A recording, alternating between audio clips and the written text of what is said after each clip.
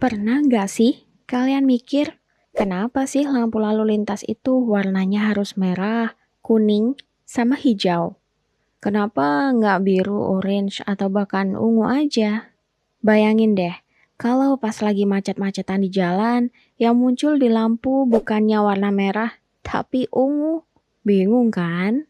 Atau gimana kalau saya bilang, lampu lalu lintas pertama kali malah pakai api beneran dan pernah boom.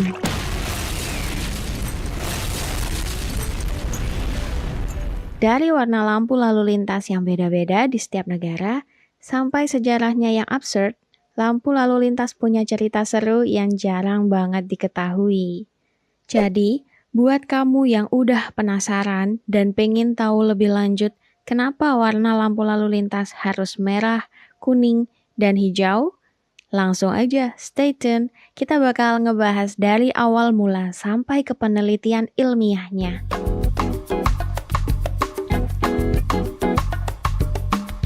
Jadi guys, kita balik ke tahun 1868 di depan gedung parlemen di London, Inggris. Lampu lalu lintas pertama kali diciptakan, tapi bukan kendaraan yang kita tahu sekarang, melainkan untuk kereta api. Di era itu, lampu lalu lintasnya belum otomatis. Lampunya cuma ada dua warna, merah untuk berhenti, dan hijau untuk jalan. Nggak pakai listrik guys, tapi pakai gas yang dinyalain manual sama polisi. Jadi, pas ada kereta mau lewat, polisinya mesti nyalain lampu pakai gas dan gantiin warnanya sendiri. Sayangnya, sistem ini sempat berhenti dipakai gara-gara lampunya meledak dan melukai si polisi. Lama nggak dipakai, barulah tahun 1914 di Amerika, tepatnya di Cleveland, Ohio, lampu lalu lintas versi baru dipasang. Bedanya apa? Sudah ada 3 warna, termasuk si kuning. Kenapa kuning ditambahin? Ini nanti kita bahas di segmen berikutnya. Pemilihan warna merah, kuning, dan hijau ini ada dasar ilmiahnya loh, dan melibatkan cara mata manusia bekerja. Yuk kita bahas sedikit soal ilmiahnya. Warna merah? Kalau kita ngomongin soal panjang gelombang warna, merah punya panjang gelombang paling panjang di spektrum cahaya yang bisa dilihat manusia, yaitu sekitar 620 sampai 750 nanometer. Nah, ini bikin warna merah lebih gampang dideteksi dari jarak jauh. Makanya, dia jadi pilihan yang ideal buat warna tanda berhenti atau bahaya karena mata kita lebih responsif terhadap merah dibanding warna lain. Penelitian dari Journal of Vision menunjukkan kalau warna merah butuh waktu lebih cepat untuk diproses di otak kita dibanding warna lain. Jadi pas kita ngelihat warna merah, otak otomatis kasih respon stop lebih cepat. Pantesan, merah selalu dipakai untuk tanda bahaya seperti di lampu lalu lintas, rambu stop, sampai alarm kebakaran. Warna kuning. Kuning punya panjang gelombang sekitar 570 sampai 590 nanometer, yang berarti masih cukup panjang untuk menarik perhatian, tapi nggak bikin mata capek. Berdasarkan studi dari Color Research and Application, kuning adalah warna yang paling efektif buat ngasih peringatan tanpa ngasih efek stres seperti merah. Ini juga yang bikin dia jadi pilihan utama buat lampu hati-hati di lampu lalu lintas. Selain itu, penelitian psikologi warna menunjukkan kalau kuning itu meningkatkan kewaspadaan. Jadi, pas kita lihat lampu kuning, otak kita langsung kebaca, awas, siap-siap ganti. Tapi gak bikin panik seperti lampu merah. Warna hijau. Kenapa hijau cocok untuk tanda jalan? Ternyata, mata kita punya sensitivitas tertinggi terhadap warna hijau loh.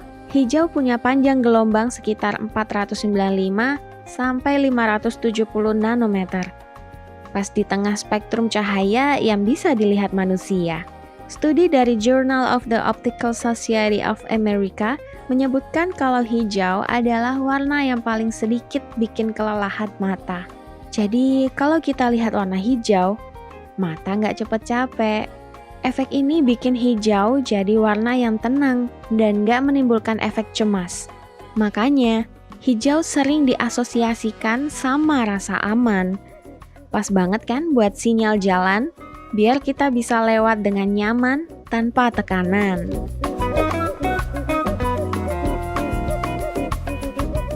Fakta 1. Awalnya di Amerika, warna tengah buat lampu lalu lintas itu bukan kuning, tapi putih. Putih ini dipakai untuk sinyal hati-hati atau siap-siap. Mirip fungsinya seperti warna kuning sekarang. Tapi ada satu masalah besar, warnanya terlalu mirip sama lampu jalan biasa. Akibatnya pengendara sering bingung dan malah nganggap lampu putih sebagai lampu biasa, bukannya peringatan. Nggak jarang ini bikin banyak kecelakaan. Setelah beberapa kali revisi, akhirnya warna putih diganti dengan kuning. Fakta 2. Jepang punya cerita unik soal lampu lalu lintas. Di sana, lampu hijau sering kelihatan seperti warna biru. Loh, kok bisa? Ini karena tradisi linguistik di Jepang. Jadi di zaman dulu, bahasa Jepang cuma punya 2 istilah warna, buat biru dan hijau. Akhirnya, waktu mereka mulai pakai lampu lalu lintas, orang Jepang tetap nyebut warna hijau itu biru atau awe. Untuk menyesuaikan kebiasaan, akhirnya banyak lampu lalu lintas di Jepang yang lebih kebiruan daripada hijau, biar nggak bikin bingung masyarakat lokal.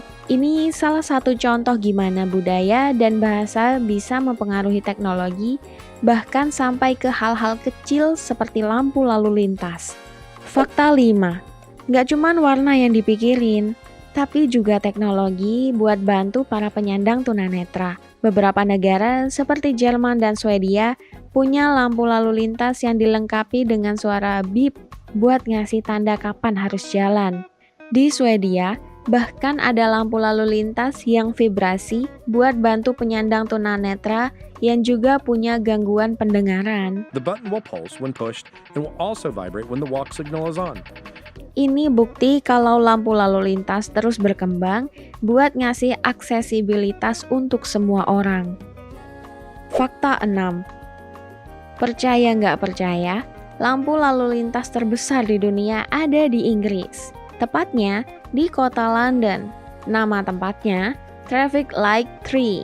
Bentuknya seperti pohon dengan 75 lampu lalu lintas yang dipasang di 8 cabang. Ini bukan untuk ngatur lalu lintas loh, tapi lebih ke karya seni yang nunjukin betapa rumitnya sistem lalu lintas di kota besar seperti London.